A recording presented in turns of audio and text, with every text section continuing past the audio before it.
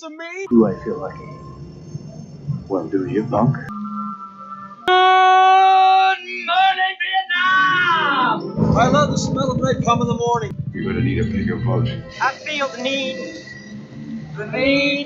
for speed. I wish I knew how to quit you. Love means never having to say you're sorry. You do. You'll shoot your eye out, kid. What's up, film fans? Welcome to a new episode. Welcome to Renfield, and welcome to the Cine-Men movie podcast. I am one of your hosts, Juan, and I am joined by the cast, the crew, the fellas, Zach. Hey, what's going on, guys? Craig. Yo. It is a new week. It's still hot as hell, but it will continue to be hot. It will continue to be hot. But you know what? On the bright side, we are just 5 weeks away from September. Can we at least think? Can we at least think positive about that? 5 weeks away from September. 4 more Saturdays till college football. Craig's ready for some college football. I'm ready to talk about movies with you guys because it feels like forever since we've been able to have a conversation. But we just talked last week. We did have a fun conversation last week about Star Trek from 2009. It was our Star Trek debut here on the podcast. Go back and listen to it wherever. It'll be available on audio this Friday. But you can go back and watch it anywhere on demand on YouTube, live on this Emisawa Productions YouTube channel, or for everybody out there on our Facebook page, facebook.com/The Cine-Men Movie Podcast. You can watch us live on social media, right there live on the Facebook page. Instagram, I am trying to figure out some ways to get some multi-camera angled from you can watch us hopefully starting soon on Instagram Live. You can watch us live hopefully on TikTok soon. So all those different angles are coming up soon. Don't forget, we also have the Summer In giveaway coming up. You can win a case of OKC soda. You can win a certificate from San Marcos Mexican Restaurant. You can win a certificate for 2 free pizzas at Red and Blues Pizza, and you'll be able to walk away with digital tickets to see any movie of your choice at Rodeo Cinema. And it's going to come with a nice ice chest from CDR Electronics to put your 6-packs of OKC soda in there as well. So keep listening. Hopefully those more details coming soon. It is a Summer In giveaway, so I would probably be on the lookout for maybe a Memorial Day weekend for that giveaway. In the coming weeks, though, keep a listen out so you can see how to win all those prizes. But Zach, let's start with you. How's your week been? Good week, good weekend, good start to the week. Good start to the week. Had a good weekend. Gonna have another good weekend. So yeah, just trying to stay cool in the hell months of summer. You're already gonna try to have a good weekend. Why is it gonna be a good weekend already? I mean, I'm not trying to rain on your parade, but you already you're already guessing that. How dare you have a good weekend? You're already guessing it's gonna be a good week. You're gonna go see Barbie, ain't you? Gonna go see Barbie. The biggest thing is I'm actually seeing Gabriel Iglesias at Riverwind on Saturday night. So this guy. Stuffy. Yep. The singer? Yeah. Well, which Iglesias is that? The comedian. The stand-up comedian. Yeah. Okay. Wow. Yeah. I thought. Oh, hold on a second. Hold on. Time out. I only have one arm. No, you were not talking about Enrique Iglesias. There you go. Enrique Iglesias. Gabriel Iglesias. He was just at a sold-out LA stadium just a few years ago. How is he at Riverwind? Why isn't he not like at a bigger venue? People make stops. If you're passing through, you get the venue you can, because sometimes people book up venues that in the city that you're wanting to be at a certain date. Because say you're in Kansas City on a Sunday, you're in Dallas on a Thursday, you want a Monday or Tuesday where you can make some extra money. I'm sure he would want to do like the Civic Center or Paycom, because I'm sure he'd sell out real quick with that, but things are already booked, so you got to check this out. Make the best of it. In 6 months, Zach has went and seen Tim Allen and Joaquin Iglesias. Gabriel Iglesias. Joaquin is the Oklahoma receiver. Enrique is the singer that you thought he was initially talking about. This is Gabriel Iglesias. Fluffy. I just know him as Fluffy. Then that's Fluffy. my bad. I should have said. Sorry to put you in confusion state mode, dude. Fluffy. I'm seeing Fluffy Saturday. I've had so many different kind of things inside me lately. I'm a little confused. I'm a little discombobulated. Craig, what about you? You getting ready for the weekend too? You gonna go see anything? I had plans to go see Barbie and Oppenheimer yesterday. I was planning on leaving work a little early. Work's just been pretty busy. So probably going to do tomorrow. Oppenheimer's no longer in the Dolby as of 3 p.m. today. So you don't need to see it in the Dolby. I want it to shake my seat. Oh, it's going to shake you no matter where you're sitting at, brother. But you need to see it. That's true.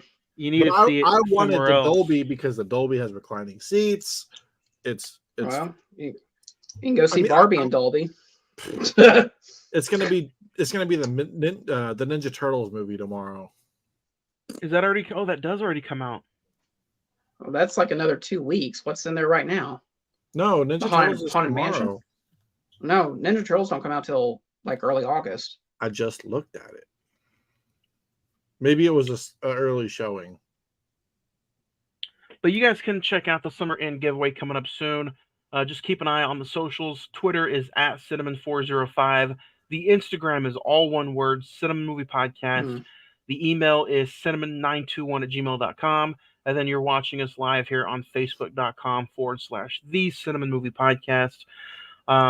We got a pretty fun packed show for you guys. We're going to talk our top 5 suckers, top 5 vampire movies. We're also going to discuss some recent watches. I missed all the date. I'm going to rapid fire go through mine before. If you guys want to talk about anything, just let me know. We can stop and talk about them.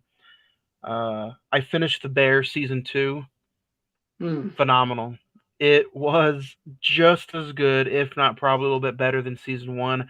And you guys know that I absolutely adored season 1. For some reason, I got into a Ghostbusters kick. Watched Ghostbusters 1 and 2, the female casted one. Terrible. I wanted to take it out of my Blu-ray player and just burn it. Scooby-Doo 1 and 2, Lady Bird, Scream 6 giveaway is on the socials, so go check it out. Tesla, Blazing Saddles, first time ever watch. Fast Times at Ridgemont High, Renfield, Get Ready for Today, Money Monster, The Shallows, Daybreaker, Tar, which was a pretty fun watch, The Lost Boys, Oppenheimer. If I had to recommend anything, it's Oppenheimer. Go check it out. It's probably the best movie I've seen so far this year. And I think it's, you guys know I'm a huge Dark Knight fan, but I really do think if I'm not including The Dark Knight, I think this is Christopher Nolan's best movie he's ever done. And I think it's his most important movie he's ever done. So that's spoiler free. Craig, I know you haven't seen it yet, but you have to go see it this weekend as soon as possible. I'll try to go. It looked like the 70 millimeter was pretty good. I need to find out the difference between IMAX and 70 millimeter. Zach will tell you. Zach, what's the difference? I mean, the main difference is obviously, no, it's just 70 millimeter Christopher Nolan. The way he explained it is that you want it's almost like greater detail and depth into the film, almost to the point where everything you see is almost entirely in your eyes, even in the peripheral vision. It's Zach, everything. I had a nitpick. We both worked at a movie theater. Yep. Is it the movie theater's responsibility to clean up the film before they run it through the projector? Oh yeah. Especially if he shot this on film, especially with 70 millimeters. So I would think that you would. So, did you see a dirty copy of it? That's what I'm kind of nitpicking about. So because of, they did the whole switch over from digital with the previews and with the, welcome to AMC, it was digital, right? So after that, they took about probably I'm going to say 60 seconds to 2 minutes to switch in from digital to film. And in a lot of scenes, there was a lot of black splotches from it looked like dust from that was on the film, and it looked like there was probably some, I think that's what it was. It kind of reminded me of going to like a drive-in and watching movies on the drive-in from back in the day. Oh wow! So I don't know if they just didn't wipe down the film before they ran it through, or if it was just some dust. But probably 2 or 3 times in the movie, when there was a plain white background behind Cillian Murphy, and like probably when there was some open wide shots of them being outside, there's some of those splotches. Yeah, I mean, it. Can you blame them? The freaking film it's huge, huge, massive. But I mean, other than that, like it was phenomenal. It was Zach, I know you said you've seen it too, and yeah. Did you like the theater? I did like the theater. The theater's phenomenal. I honestly, it makes me want to just drive the extra 15, 20 minutes to go to that specific one. Just because it was clean, it was cool, it was dark. When you watched the movie, when you went in, was it the IMAX on the left side, or was it the one before the Dolby on the right side? It's the one all the way down to the left. Oh, so it's not even by the IMAX. Is it just like a regular seating? No, theater? he went to Quail. He went to the right. IMC Quail. Yeah, right. It's inside. They just have, like, right when you walk in, they have 3 main. There's like IMAX on the right, IMAX on the left, and then the Dolby. Yeah. Oh, you know what then? I don't think they showed the 70 millimeter on IMAX. It didn't, because it was like, I think it was IMAX. I'm looking at the times for tomorrow or Friday. It has like regular IMAX, and there's like 70 millimeter. So yeah. I'm wondering. The 70 millimeter was not on IMAX. Oh, okay, that's interesting. Okay. It was in theater room 12. Oh yeah, that's different. Oh, so it was just a regular theater then. That's interesting. Regardless, it is just a normal. It's not IMAX. From what I heard though, digital is IMAX and Dolby, and then the 70 millimeter, if you can find it, in Oklahoma, is being played in a regular theater. The guy behind us drove all the way from Wichita, Kansas, just to watch it in 70 millimeter. Yeah. There's not many places doing the 70. No. So I want to say when Quentin Tarantino did Hateful Eight, I think that was in 70 millimeter. I think that was showing at Quell as well. So, and from what I understand and heard last night, that theater room 12 is the only theater, at least in that area of Oklahoma City, that still runs 70 millimeter. Yeah. So that's why it's not in IMAX or Dolby. Wow. So impressive. It was impressive though. And you know what? This movie, to me, recertified Robert Downey Jr. as probably one of the greatest actors of this fucking generation, because you're so caught up on Tony Stark and Iron Man. I forgot how well of an actor this dude was, because he's so out of his comfort zone in this movie, but he nails it. Not to mention the cameo from certain people. The cameos in this movie are just amazing. Well, I think the main thing with him is his last 5 or 6 showings on film have been Dr. Dolittle and Marvel movies. Yeah. So, I mean, that's true. You had a bad taste with Dr. Dolittle, and then Marvel, you just kind of know him for the one character. We're going back to when he's actually portraying something new. You know what I mean? So, yeah. But it was, I mean, it was great. Yeah, I mean, I'll follow that up. I had sent you a things, Johnny, saying that I was starting my Rotten Tomatoes journey, just like reviewing films. And I put in there, this is Christopher Nolan's most complex and well-crafted movie I've seen in a long, long time. I mean, everything he does is incredible, but this, I totally agree with you. It's so prevalent in today's world, especially with the subject matter. It's shot great. The performances, Craig, you asked me after I got out, what was the best performance out of Cillian Murphy? Robert Downey Jr. was great. Emily Blunt was really, really good. Matt Damon, Florence Pugh, and like you said, Johnny, like I feel like they got like 30 main star actors just to do like a 1-minute scene all throughout the film. It was so much fun to watch. I was watching some of the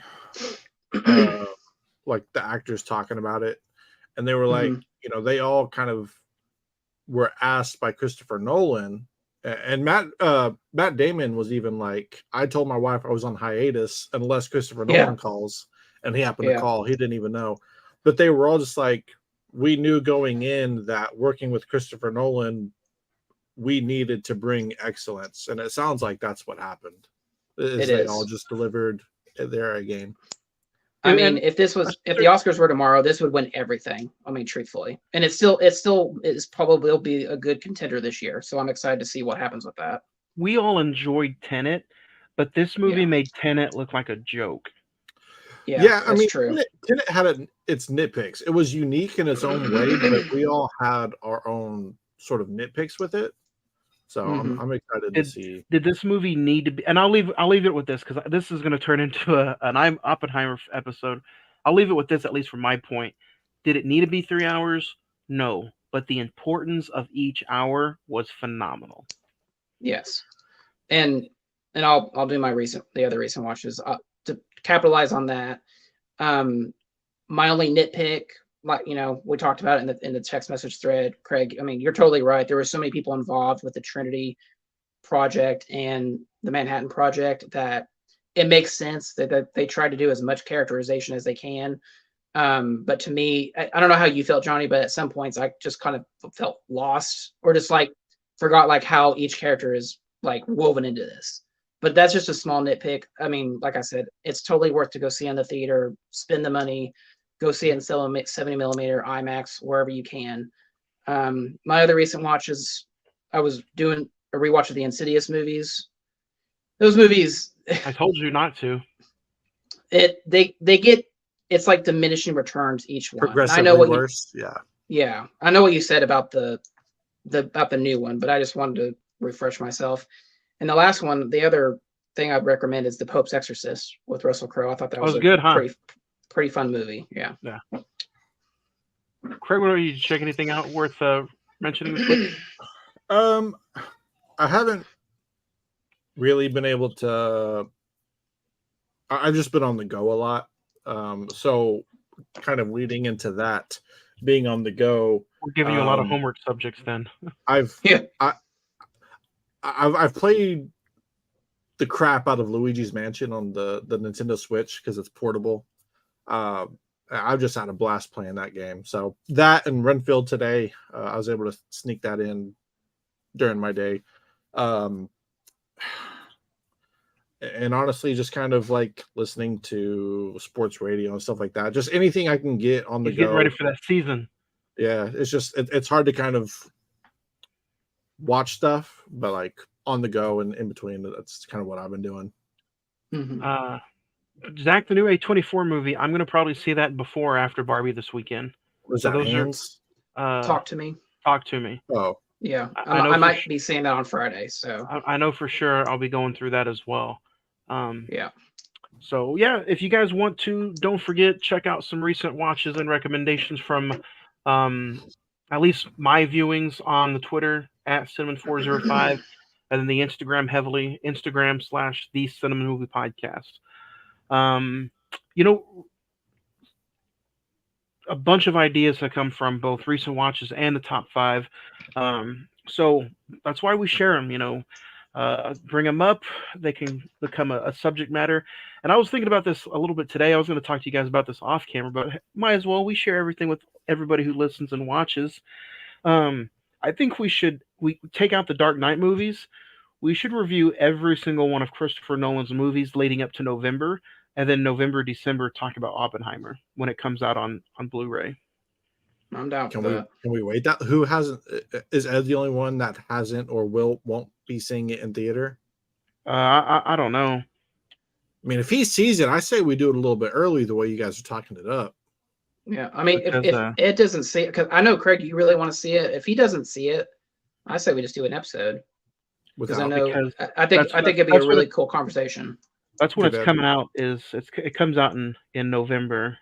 And I was just gonna say, hey, let's just start with the very first one and go all the way up to Oppenheimer. I was gonna go in chronological order. We've done some of them though. We've only done the Dark Knight movies and Tenet. With how fast movies are coming out, coming out in November for digital seems like a lifetime away. Yeah, because movies are like in theater, they leave theater, they're on digital. Yeah. Not Oppenheimer. I know. Speaking of which, let's just talk about that for a second. The whole Barbieheimer situation. They said that was the 4th highest grossing weekend ever in film. I mean, that's pretty incredible, based off a meme, essentially. Yeah. It came down to you're probably getting couples that are like, I'll go see Barbie with you if you go see Oppenheimer with me. And so they're just double dipping on everybody's couples because the movies are so polar opposite. And Barbie's directly, one gender is wanting to look at this and another, it's just, I think it's a very unique situation. To where, and let's kind of go into this before we talk to top 5, to where you have the most powerful weekend in cinema in the last recent memory, compared now with the strike. Dune is talking about being pushed back to March of 2024. A lot of other movies are going to probably be pushed back. This strike could be as detrimental. It could be so bad to where it could almost be like another pandemic for movie theaters. Yeah, because if you think about it, the longer this goes on, the more time that movies are either going to be rushed and they're not going to be good, or they're going to be delayed and there's not going to be really anything to watch in the theaters, and that's just no good for anybody. Well, and that's the thing, because I saw a thing online saying that this strike could easily go to 2024. And if that's the case, I mean, like you said, this could be a really new pandemic. I mean, everything get pushed back and we get just shitty quantity instead of quality. Or a bunch of reshowings of old movies. Yeah. Be like, just a random movie, like just a random bad movie like Twilight 10-year anniversary or 15. I'm not saying Twilight's bad because I mean, they're showing Toy Story right now at the Warren for Disney's 100th anniversary thing. I saw that. I was looking on AMC to see if there's any showings because it would be. I was like Craig, got his tickets first row. I do already have my ticket for Gran Turismo, so I'm going to take off. That looks pretty good, honestly. Was there a trailer before Oppenheimer? No, the big trailer that we got before Oppenheimer, I don't know if Johnny got it, was the new Exorcist Believer or something like that. So, well, looks like he's having some technical difficulties. Maybe his computer shut off. So we can get ready to start with the top 5 if you guys want. Let's do it.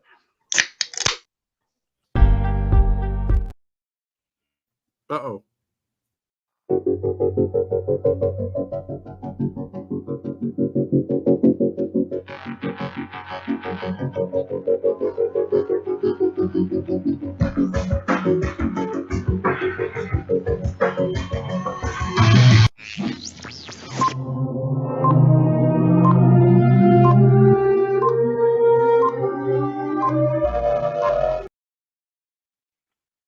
Top 5 vampire movies.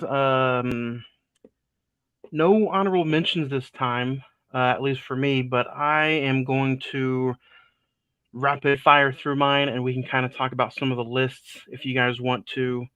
I have Vampires Kiss from 1988, From Dusk Till Dawn 1996, Buffy the Vampire Slayer from 1992, Interview with the Vampire, and then number 1 is Lost Boys for me.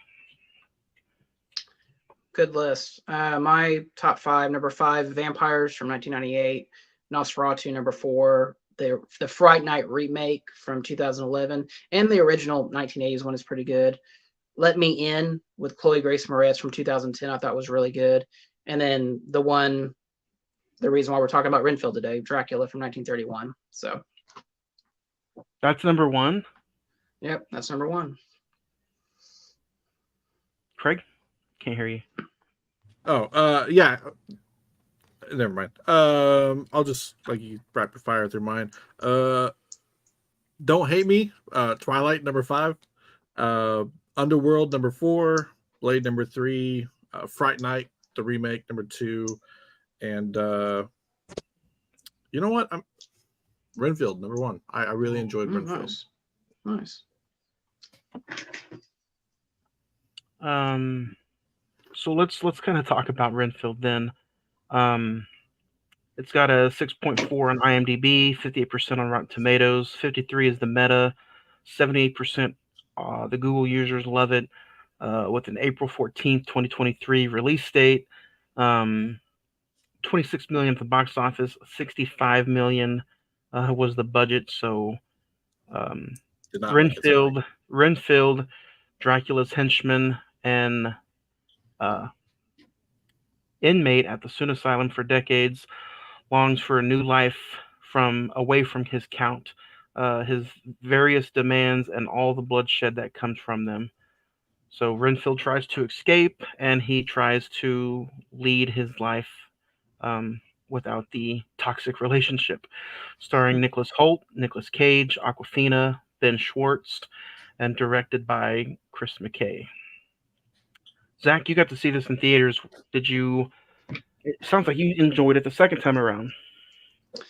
Yeah, saw this in the theater when it came out in April. It was kind of smushed in between not Super Smash, Mario Brothers, and Evil Dead Rise and all them. Super Smash Brothers.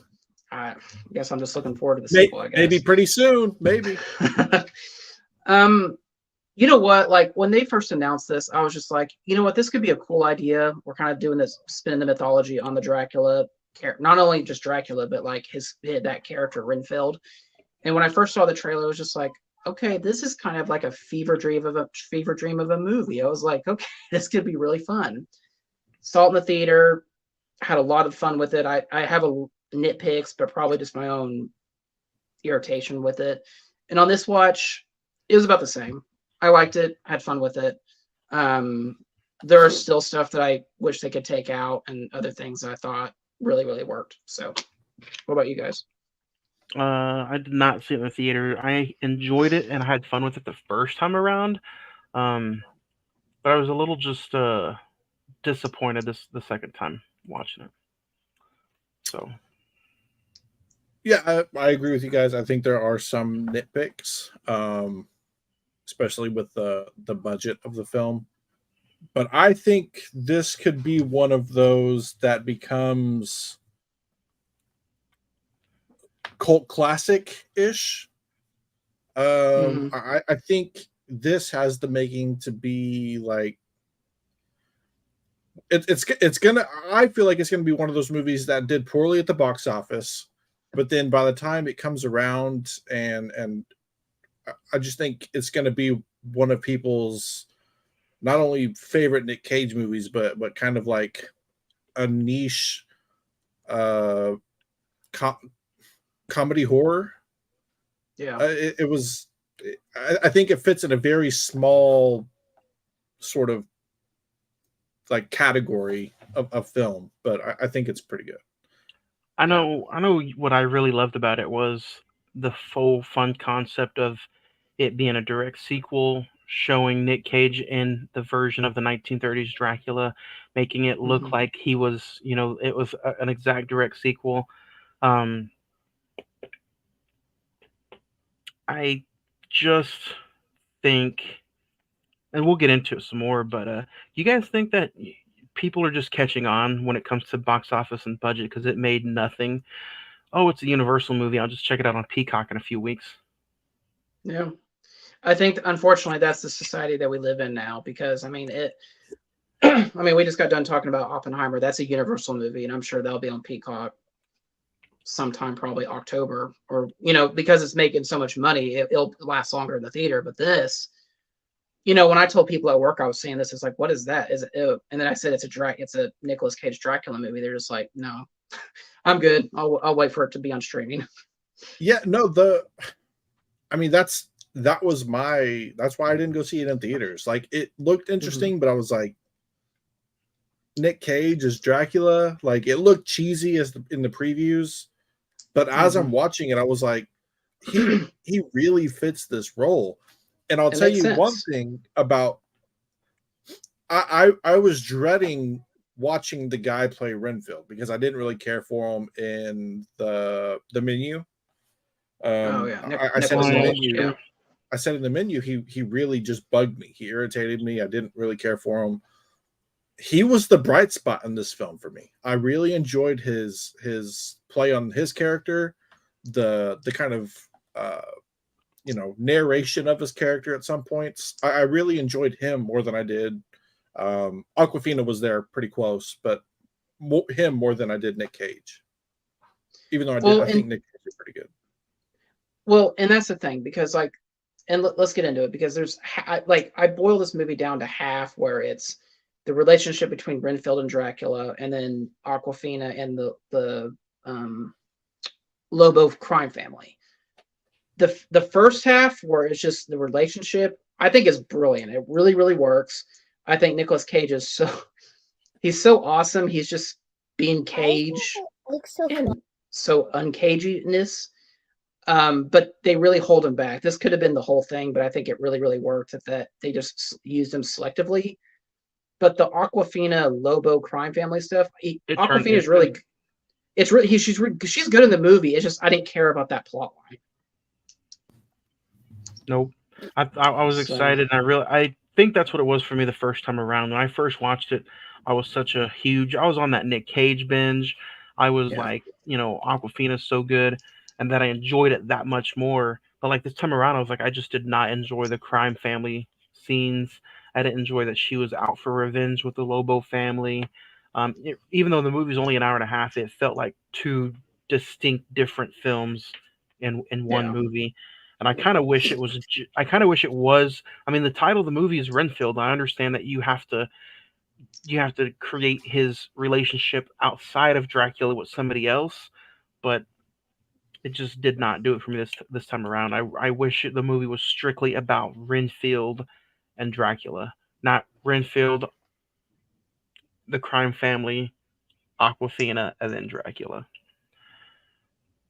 Speaking of a direct sequel, Zach, I wanted to ask you this, since you're the big Universal Monsters fan.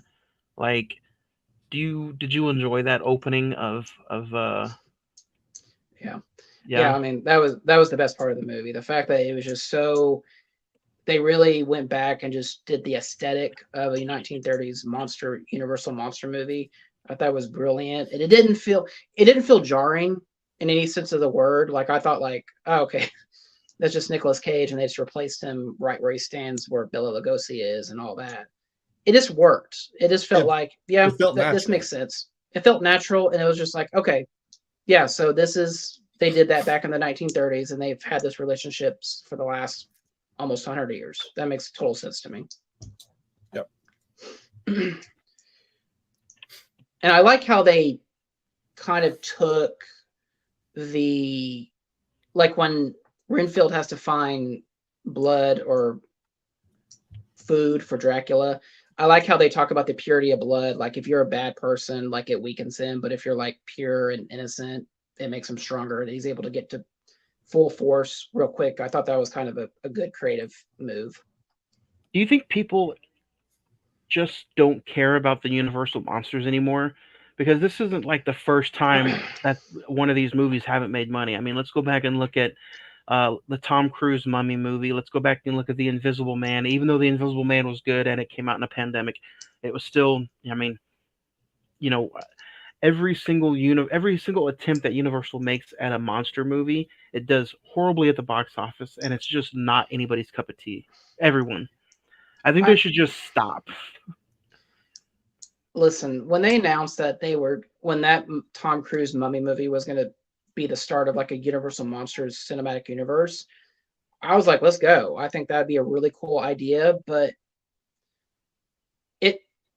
you're right. I think it's just, no one cares. Those movies are 100 years old. No one cares about them at all, unless you're just doing like a Dracula, Frankenstein, Wolfman thing, which I guess the next one is going to be Ryan Gosling. I guess he's going to be the Wolfman at some point.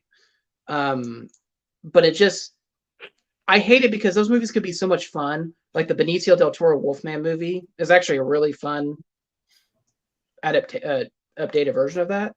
They are fun, but nobody goes to see them. Nobody cares. I mean, the Universal monsters should stay in the 30s where they belong. Yeah, I mean, I agree that they deserve a reboot, but it's not going to happen. Why don't they just try to redo it with like the opening of this movie where it's set in that sort of era and the film quality looks like that? I agree. It has that nostalgic. If they would have opened, if this one would have kept going that way that it opened, and you wouldn't have met, Rebecca's, daddy issue storyline, and you wouldn't have met the Lobo family. And let's face it, if you get Ben Schwartz to play your lead gangster, I could not take that guy serious at all. And I know he's not meant to, but I think that's the whole thing about this movie is it's mixing a niche sort of comedy with a horror classic. I don't think it was meant to be the 1930s or whatever Dracula. It's meant to be some sort of relationship gone wrong, and maybe that's just modern day, the modern day twist on it. But I thought it was funny. I liked it. No, I mean, I agree. There are parts of the movie that are really funny, but when you get Ben Schwartz, who does the voice of Sonic, to be your main villain, I'm just like, okay, I get he's kind of just an idiot, but it doesn't.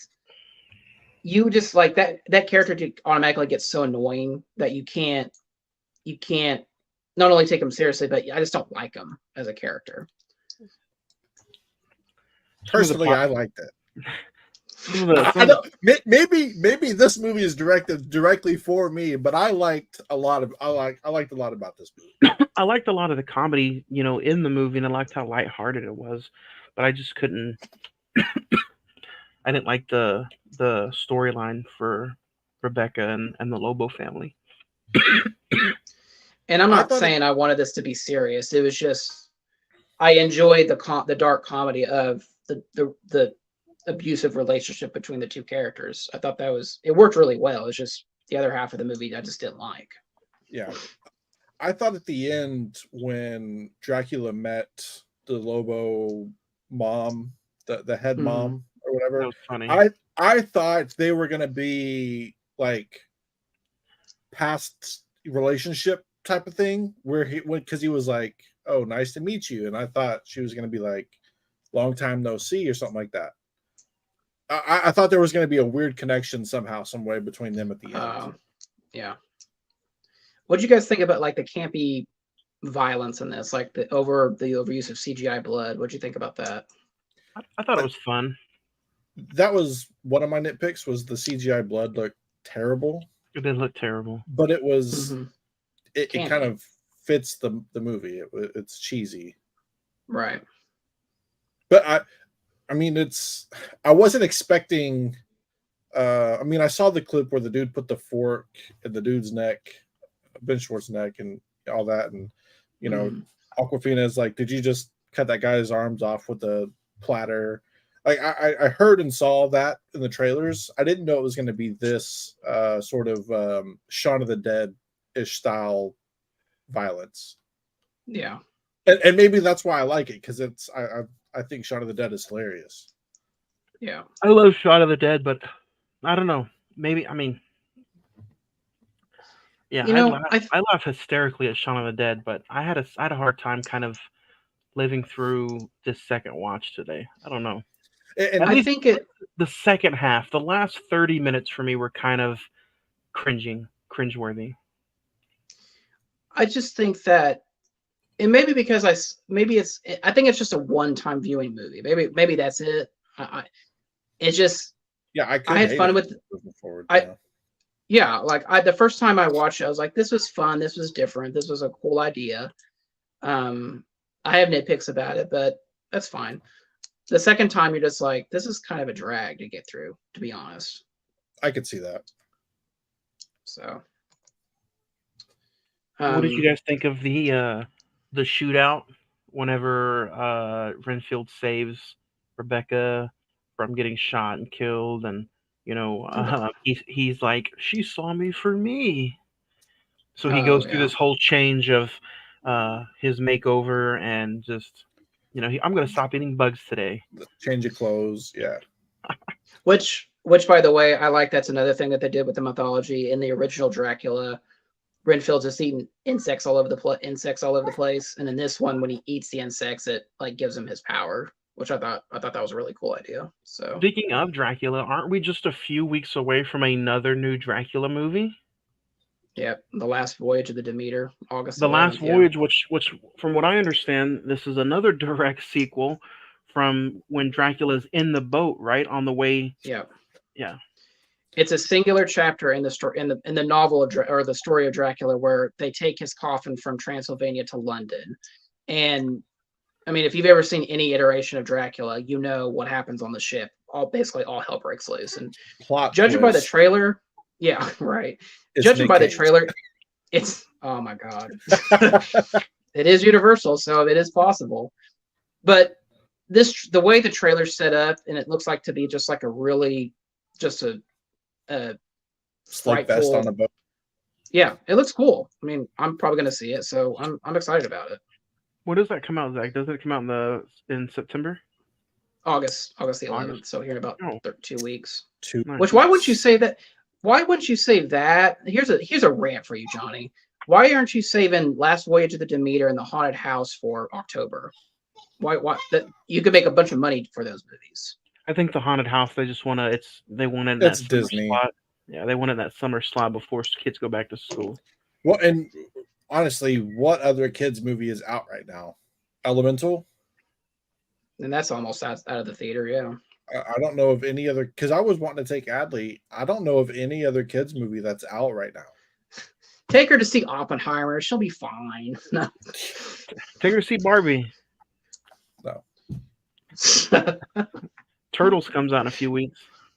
Yeah, that's true. Turtles might be a good one. I think Turtles might be one that I take it to.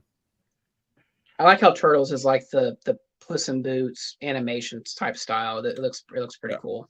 I don't. I'm going to put it in the same category of thought as I did for the first Spider-Man Into the Spider-Verse. Into the Spider-Verse. That is the first one. I thought the art style was going to be kind of bad and not enjoyable, but I now thoroughly enjoy that art style. So maybe this will be on that same pedestal, so to speak. Yeah.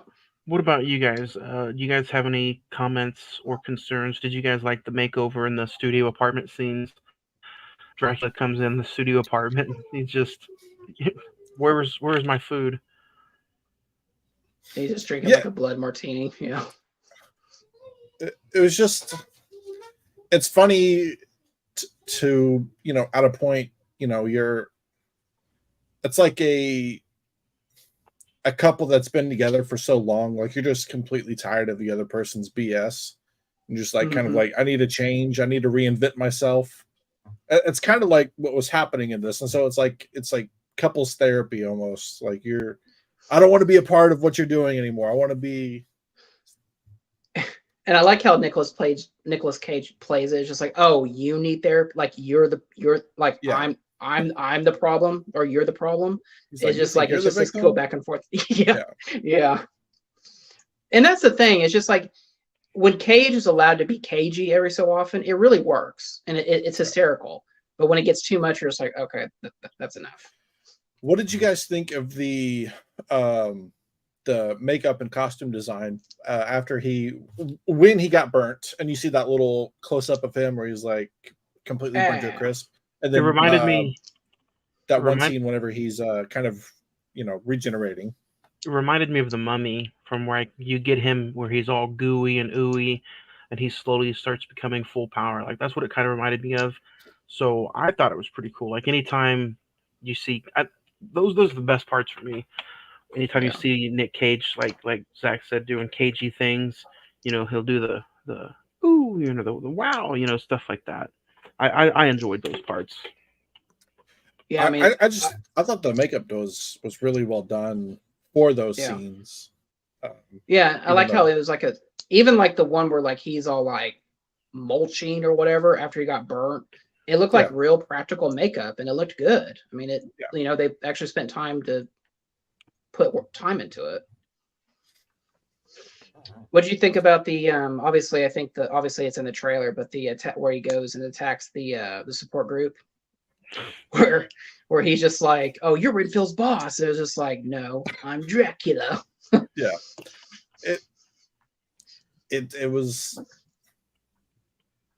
it's weird because it's like I don't think you're supposed to like it, but you do. And it's like that's the feeling of Nick Cage. Like you think that it's supposed to be bad, but it's his twist on it was funny. And I like how they layered it. Like you think in the movie that's going to be towards the very beginning, but I like how that's kind of like a midway, spoiler alert, midway scene where he's kind of, he's gone to the meetings once or twice.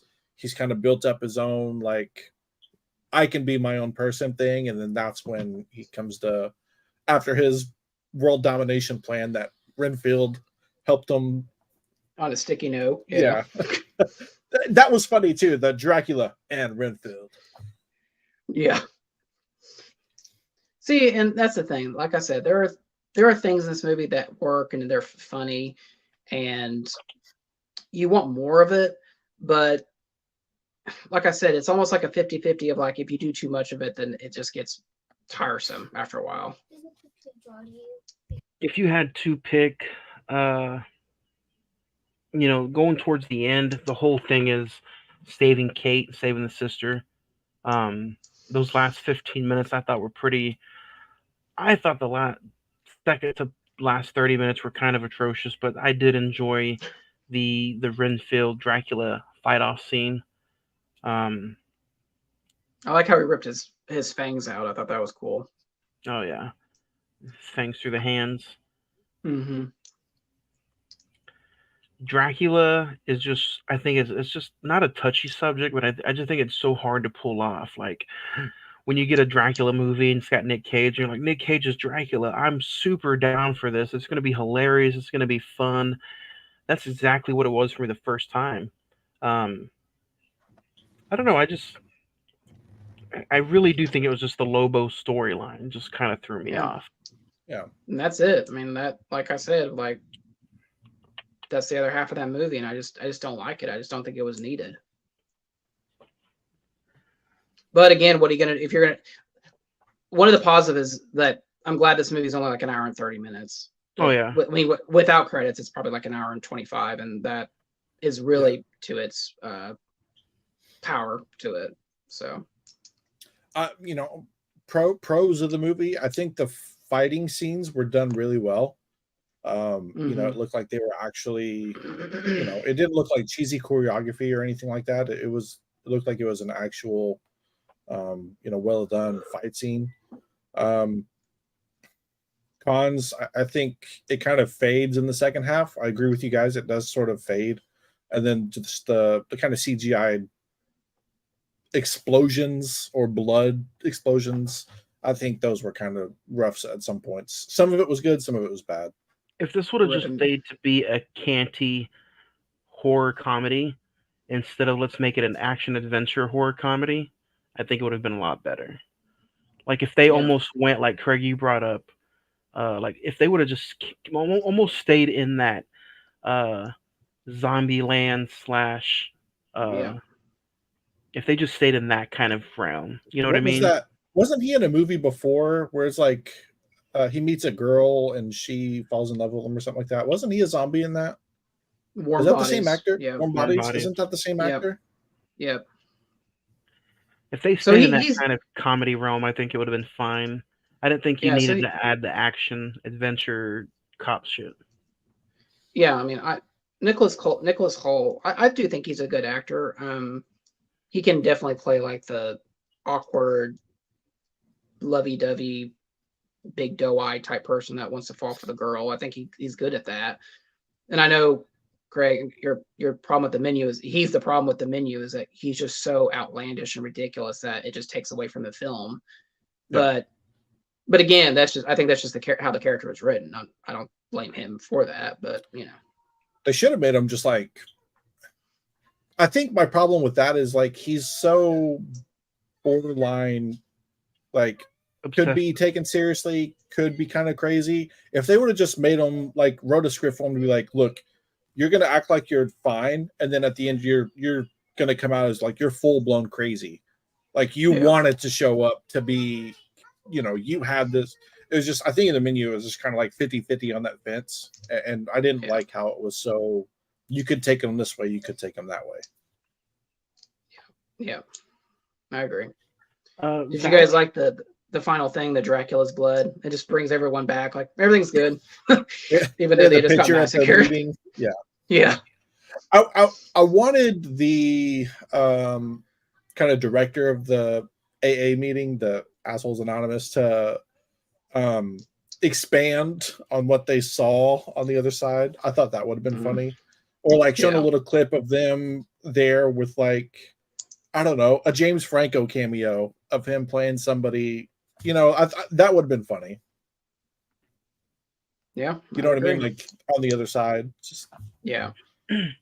So that Dracula's blood at the end was real Dracula blood? Yeah. It was his, and he healed all of them. That's why they were back. Yeah. But yeah. If you could take one thing away from the movie, what do you think you would take away? I know what you guys would take away. Yeah. What about you, Greg? Right. I would probably agree with you. I think the Lobos, the whole. I think if they would have just done something a little bit different, like I don't say you incorporate a family of gangsters, but their end result is they're werewolves. I know that's probably overplayed, the whole vampire and werewolf thing, but I think if you would have maybe incorporated that a little bit, and that's why they've been such a successful mob in that city, I think that would have worked out fairly well. Yeah. And you could kind of do the Universal Monster thing. You're bringing in different types of characters from that universe. That's a good way of doing it. See, look, these people are on strike. I'd be over there working for Universal, give me a coupon to Whataburger, and I'll be done. Next thing you know, I'm gonna get a call like, "You had a coupon for Whataburger?" Yeah, Craig, and if I saw this on I forget, it was like some billboard or something, but I thought of you about it because you're a tech guy. I don't know if it's the same position you are, but the Oklahoma City Thunder is hiring a bunch of tech people right now, starting between $25 and $35 an hour. I would love to do that. I don't know if that is year round or seasonal. Yeah. Well, the position said full time. I would like to, do that. Hey, can I get like 1% of what they project Shea Gilgeous-Alexander's contract to be? $400 million? Are you kidding me? 1% would be what? 400,000? Is that? If you can take on the entire, if you can take on the entire IT infrastructure, you should be good. I can dribble a ball while I'm doing it. Maybe that'll up my salary a little bit. If you had to pick out some favorite scenes, Zach, what would you pick? The big one is them just recreating the 1931 Dracula scenes. I thought was seamlessly well done, and really anything with Nicolas Cage being cagey as Dracula, I thought really worked. So those are the big two main things. Yeah, I agree with you. The first opening scene where it's in black and white, and then I like how, he's done eating the bugs and gives the little kid with the ant farm the ant, and then he sees them in there and he's like, "Give me that," and just starts eating it. And he's like, "You're a monster." Oh yeah, that was funny. Or the scene where he's with Awkwafina and she's like, "It's in your teeth. It's all over." Just completely demolishing it. Yeah, that was pretty funny. That was funny. The opening scene to me was great. The introduction of Awkwafina, her very first scene with the drug, the traffic stop scene, that was fun. Another corrupt town with corrupt cops, though. Yeah. Yeah. And I think another scene is really good is after like all hell broke loose and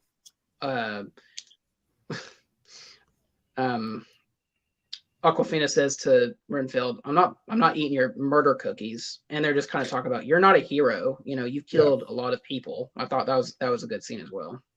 Yeah. What about the last 15 minutes? Did you guys enjoy any of those would be your favorite scenes, or you could just kind of live without the ending? I mean, like the going back to the AA meeting is pretty funny. The whole him explaining that it's, you don't really know if a vampire is dead, so you kind of do anything and everything, mixing the holy water with the concrete and just kind of doing all that. Kind of maybe a little bit of overkill, but it was still, it's kind of, they threw in all the ingredients on how to kill a vampire at the end. I don't like how they didn't use the wooden stake. They didn't use a silver bullet. They didn't use garlic. They didn't use, it shows them kind of stuffing all of that. All they did was really that circle. I wish they would have at least used some of those tropes to maybe kill some of the little mob men that were down there. They did use cocaine for the circle, so I guess they're using some. Kind of like how the two Corys did in The Lost Boys. If you guys missed out earlier, our top 5, you can go back and listen to it. Our top 5 was our top 5 vampire movies. If you want to share your top 5 vampire movies, email away and we'll read emails off next week. Star rating for Renfield. Zach, go first. I'll give it a 7. Honestly, it was. I had fun with it. Like I said, I think all of us agree it's the same nitpicks that everyone has with it. It is what it is. I mean, they had to extend it out for at least a feature-length film. Like I said, 50% of it's good. The other 50% is I could leave without it. But good the 3 main leads have good performances. Cage, Holt, and Aquafina were good, and I like how they pay respect and homage to the original Dracula. So I'll give it a 7. I think I'm going to go with a 6. It's not a terrible film. If you go in and just have fun with it, you're going to enjoy Nicolas Cage. You're going to laugh. Aquafina brings a lot to the table. Nick Cage and Nicholas Hoult they do have a fun chemistry together in this movie. The ending and the Lobo story just wasn't for me, but and I don't know about the rewatchability because, like I said, I had a great time the first time around, and it was kind of a nitpicking shit show the second time around. So I don't know where the rewatchability lies with me, but I think I'm going to stick with a 6 for now. Craig, what about you? I'm going to go with Zach. I know I said I really enjoyed it, but I do think it is just a 7 for me. You guys have had multiple watches. It was my first watch, so I could really enjoy it even more. I could hate it even more. I think 7's kind of a happy median. I do think, however, this will build a cultish enjoyment for a lot of people. I think it just has that kind of feel to it. Let us know your star rating for. Let us know your star ratings for Renfield if you guys want to go check it out. It is currently on Peacock, so go check it out. Guys, you ready to go back to school next week? Adley starts kindergarten. Man, well, we're going to school in a different kind of way. We're going to check out Battle Royale next week, I saw what August the 2nd. This is a main focal point and breeding ground for, I believe, and what a lot of people believe, the writer of the Hunger Games got some of their ideas for the Hunger Games. At least that's what I think. I don't know if those movies came out before or those books came out before or after this. After. But Battle Royale next week, August 2nd. Zach, is this going to be a first time watch for you? Sorry, I'm dying. Yeah, this will be a first time watch for me. So I'm interested to see the connectivity, the tissue that connects this and the Hunger Games. So I've heard it's like very well obvious, but I'm looking forward to watching it. So, Craig, this is going to be my first time, I think, since I showed you this movie way back when. So around 2010, yeah, 11, yeah. So I've bought it before then, have had it since, but I just haven't gotten around to watching it again. So I'll be watching it again before next week. I believe it's free on Tubi and Crackle. Just Google search Battle Royale. Yeah, it's free on Tubi, Redbox, Vudu, Amazon Prime, Plex, and Freevee. So you have multiple ways of watching it. So yeah, I think this will be I think I started to watch it and got like 20 minutes in, and then I just never revisited it after that. But I think this will be same as you, kind of my first full-time watch since that initial. But it stuck with me. I know when I watched it, I was like, man, that's a unique, interesting film, and it definitely. I can say for certain it sprung inspiration for the Hunger Games. So that's the episode next week. Other than that, guys, I would like to say, it's been a great honor talking movies with you today. Anything before we head out of here with the final nail in the coffin for Renfield? Yeah. No. I'm good. I gave my piece. Craig, go see Oppenheimer so we can talk about it. I know. I'll try to. I will probably go tomorrow. In all honesty, I'll probably go there, and then I might do like a double feature with Adley. Call in. Just don't go to work tomorrow or Friday. We're busy. Oppenheimer is out. That's important right now. It's a 3-hour movie. I might as well have to take the day off. Yeah, it's technically a 4-hour. It's worth trip. it. It's a 4-hour trip if you look at it. Yeah, 30 minutes to the theater. Yeah. Yeah. Have we gotten any emails about it? Not yet. I haven't checked emails. We're not doing emails today. I'll get into emails this weekend, and I'm sure there's emails about Oppenheimer, Barbieheimer. I'm sure there's emails about a lot of stuff. So, guys, keep sending them in. I know there were some emails in the subject matter that said ratings for Renfield. So keep sending them in. We'll go through emails next week. No top 5 next week. No recent watches. We'll go through recent watches, but no top 5 next week. So next week we will start off the month of August with Battle Royale. So until then, guys, have a good week. We'll see you next week for Battle Royale on a new episode of the Cine-Men Movie Podcast. Go see Oppenheimer. Go now. Oppenheimer. Go now. Log